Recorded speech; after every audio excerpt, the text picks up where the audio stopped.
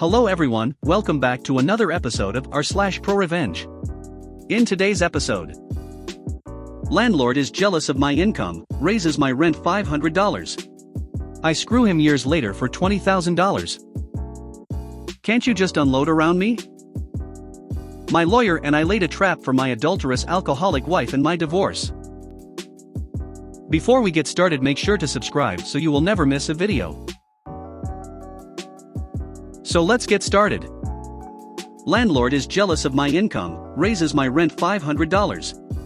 I screw him years later for $20,000. In the late 90s, wife and I were just married, just getting started, and we decided to dink, double income, no kids, it for a few years to save up for a down payment on a house. The dot-com bubble was still rising, and I was a newly minted software developer. I had an entry-level job for a while, and then got recruited to a new city, and a new job that paid 3x what I was making before. It was an offer too good to pass up. I ran the numbers and it was a no-brainer. By living frugally and saving my entire salary, living off just her income, we would easily have enough in a year to put 20% down payment on a new house. We rented an apartment in the new city that was listed for $950/MO. The landlord was a real estate agent who owned a 2-bedroom condo as an investment property. Let's call him Hank Wazowski. Hank was a thin, gray, no-nonsense guy. He was pleasant enough, but perfunctory, dry, and had no sense of humor. He made a point of explaining that under no circumstances was he responsible for maintaining the garbage disposal, and that it was not included in the rental agreement, and he would not be responsible for fixing it were it to break. Okay. He seemed slightly amused by us, a clueless, young, newlywed couple, but I could tell he wanted to rent to us because we were very obviously a safe choice as renters. We filled out the rental agreement and the credit check, and this is where my troubles began. Hank looked hard at the credit application where I listed my job title, software developer, and my income, $75,000. For a 23-year-old in his second year out of college, in the late 1990s, this is a small fortune. Throw in my wife's salary and we were over 6 figures in income, renting an apartment far beneath our means. Like I said, dink is the way to go when starting out. I can't believe how much money you make. Hank must have said half a dozen times, muttering under his breath. I explained we were saving to buy a house, and that we were only going to stay in the apartment a year. We might stay a few months after the term is over. Would month to month be okay after a year? Hank assured us that would be fine. We saw Hank only once during the year, and he again mentioned my salary, and how he couldn't believe that's what software developers were making. It was awkward and I gave a vague reply. Anyway, a year later we had found a house to buy, signed all the papers, and were making plans to move. The new house wasn't going to be ready until 2 months after our rental lease was up, so I called Hank to ask if we could, as discussed, simply extend the lease by 2 months before moving out. Hank assured me on the phone it would be no problem, and he would send over an extension for us to sign. The extension arrived in the mail, and it included a month-to-month clause, and a $500 increase in the rent. I flipped out and called him. Hank, why are you increasing the rent over 50%? That's too much. That's more than my new mortgage is going to be. He was super condescending to me. Rocky Moose, it's what the apartment goes for now. I would be losing money by renting it for less. I tried to reason with him, but it was very clear he knew we could afford the $500, had no choice in the matter, and he was going to screw us over as best he could. He got angry with me for arguing my point, and I'll never forget his parting words. You don't have to like it, Rocky Moose, you just have to pay it. My wife and I tried to figure out a way to move out early by putting our furniture in storage for a couple months and crashing with friends, but it just wasn't going to work out. I swallowed my pride and wrote out the check for $1,450 for the extra month. A month later I wrote a similar check, and then we moved out. I made sure the apartment was spotless before moving, but still Hank withheld $300 from our security deposit for bullshit things that were just a way for him to squeeze a few more dollars from the kids who made too much money. $100 for cleaning, sure? But $300 was obscene.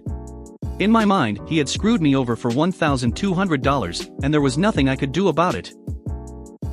What made it even more infuriating is that I saw the ad Hank put in the paper after we moved out, and he listed the apartment for rent at only $150 more than we had been paying originally, not the grossly inflated $500 increase. And it didn't rent. A month later I saw the same ad and he had lowered the price to $75 more than we had been paying, and I assume it got rented since the ad stopped appearing. Fast forward about 5 years. Life is good, the house is good, we have a baby, and even though the dot-com bubble has burst, I'm still employed.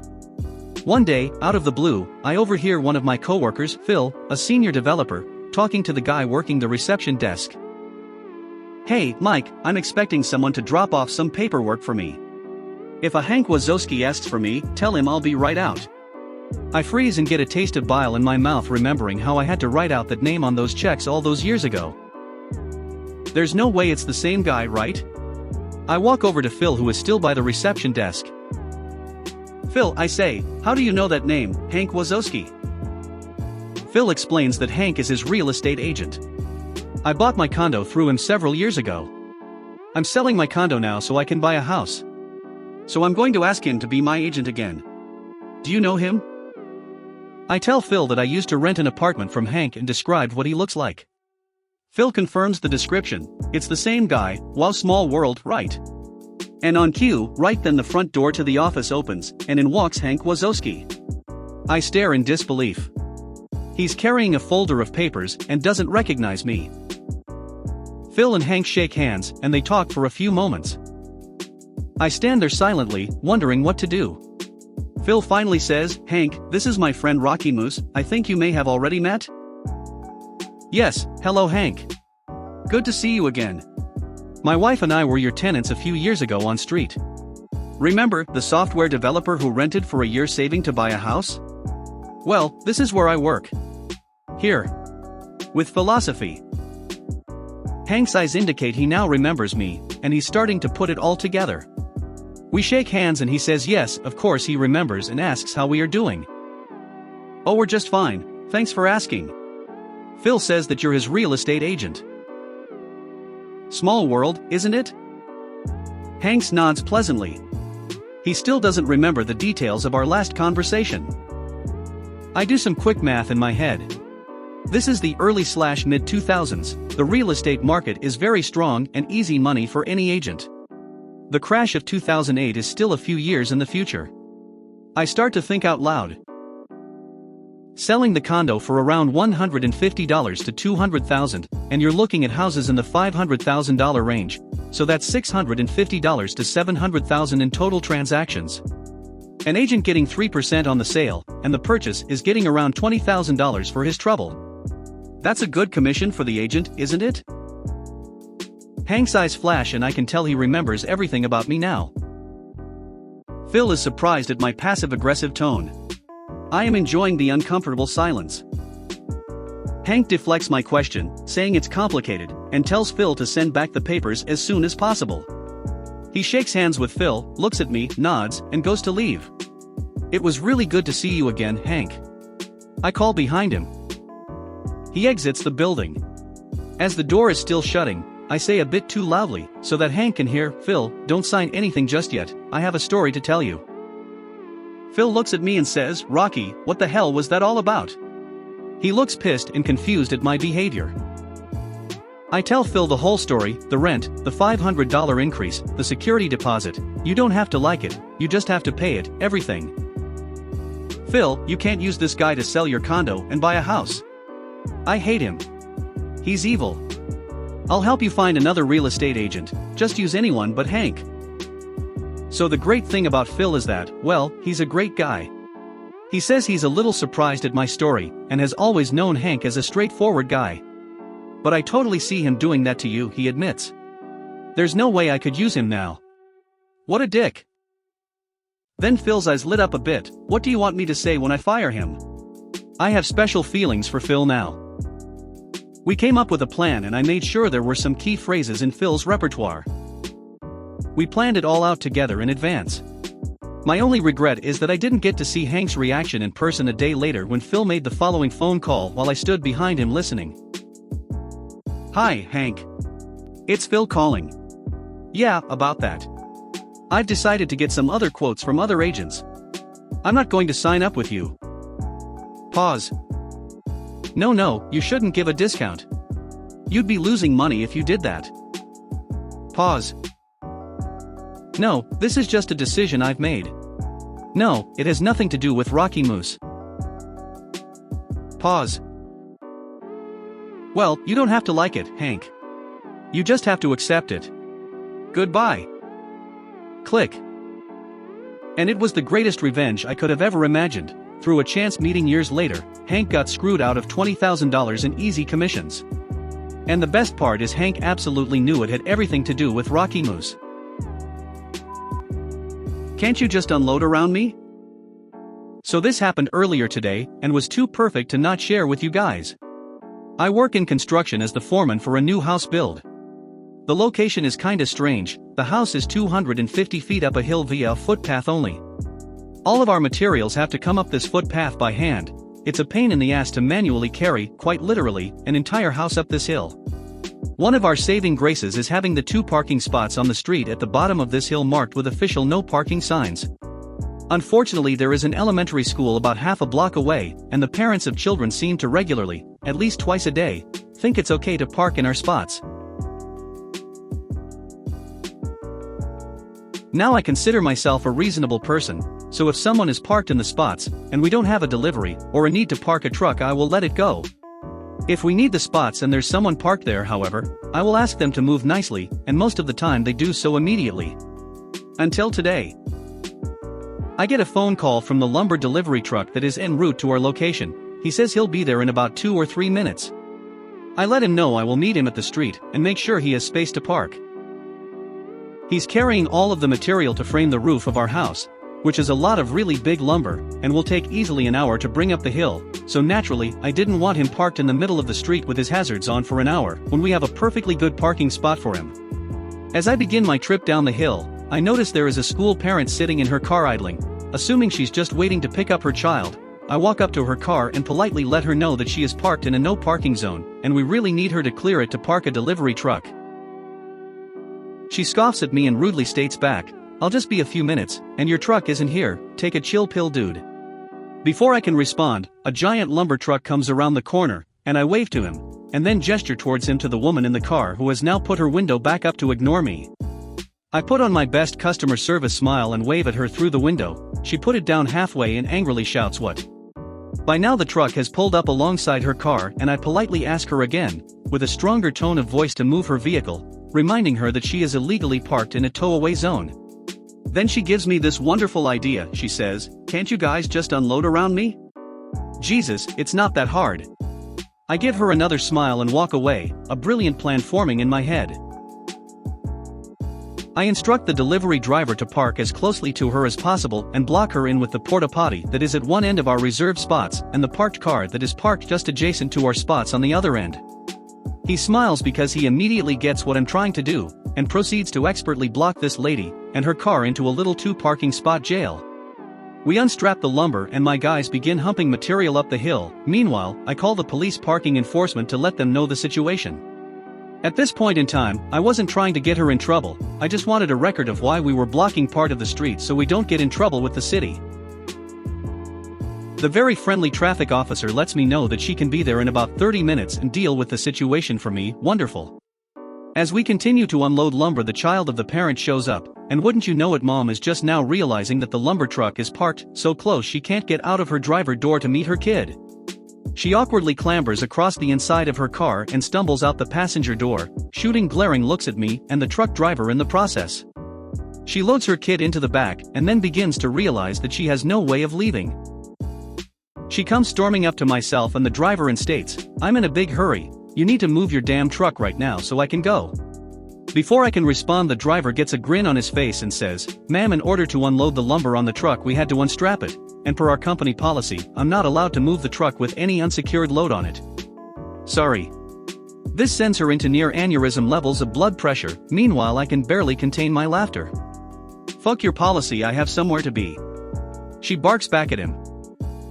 At this point, with impeccably convenient timing, the parking enforcement officer shows up and parks behind the truck. She doesn't see the officer arrive, and while the officer is still getting out of her vehicle, I just casually say, "Can't you just pull out around it?" It's not that hard. With the biggest shit-eating grin I've ever had, I watch as she realizes that I just used her line on her. "Fuck you. She yells and storms back to her car and angrily clambers back in through the passenger door and into the driver's seat. At this point the officer is walking up to myself and the driver. Before she can even introduce herself, the mom in the car slams it into reverse and stomps on the gas, crashing into our porta potty and knocking it over, and then throws the car into drive and tries to mount the curb and drive on the sidewalk. The officer, driver and I are staring in disbelief as she gets halfway over the curb and gets stuck. I can hear her screaming obscenities over the idling truck from inside her car. The officer promptly walks up to the door of the car and orders her out. My favorite part of the entire thing is watching her face go to shock as she realized she just did all of that in front of a police officer. She gets slapped in cuffs as the parking officer calls for a second unit, and she is promptly sat on the very curb she tried to drive over. She sits on the curb yelling to the now two officers about how we told her she could stay there, and that we never asked her to move. The traffic officer responds that she was the one who was originally called when she first refused to move, and that she already knows what's going on. While myself and the driver are giving a report to the second officer, my guys finish moving the remainder of the lumber, and the driver finishes his statement and takes off to go back to the yard. By the end of the ordeal she was arrested, charged with child endangerment, her kid was in the back of the car the whole time, reckless driving, destruction of property, the porta potty, and driving on a suspended license. On top of all that, she also got her car towed. The kid went home with his grandma, and she went to spend some quality time in a cell. I never expected her to actually heed my advice to just pull out around it. But I think next time she'll probably think twice about parking in a tow-away zone, if she ever gets a license again. My lawyer and I laid a trap for my adulterous alcoholic wife in my divorce. When I got divorced, my alcoholic wife of 18 years had started another affair, this time with her addictions counselor, my lawyer, and I laid a trap for them. Just in case you don't know, intimate relations between a counselor and patient are very frowned upon by the regulatory bodies. And I was more than pissed after putting her through rehab, $25,000 which I didn't have to do, only to have her fall back into her old behavior. Shortly before the divorce was finalized, I filed a complaint with the state body licensing health professions. Knowing they were in some peril because of their unprofessional relationship, I had already gotten him fired from a major teaching hospital. She had backed off her exorbitant demands. I paid her a very modest settlement, kept the house, got custody of the 3 teenage kids, plus got child support. Her lawyer naturally included a clause in the divorce, where I had to agree to not say anything negative about her lover and their relationship. But the lawyer fucked up and never asked if I had already filed charges and thus didn't require me to rescind them. Her lawyer had assumed I was just bad-mouthing them to neighbors and friends, and it never occurred to the lawyer that we were doing much more. When the Board of Health Professions responded to my complaint shortly after the divorce was finalized, I told them that it would take a subpoena to get me to testify. A subpoena trumps an agreement in a divorce settlement. They were happy to oblige. They stripped his license and placed him on a register of sanctioned health professionals. He never worked again. They were broke in a handful of years and she divorced him when the money ran out. In the interim his mother had died, leaving a fair-sized estate, so it took longer than I expected. Oh, and the frosting on the cake was that his wife and I traded notes, notably hotel receipts from the time of their affair, that helped each of us in our respective divorces. Justice was served. If you made it to the end of the video, thanks for watching. Don't forget to like, subscribe and share, and we will see you in the next video.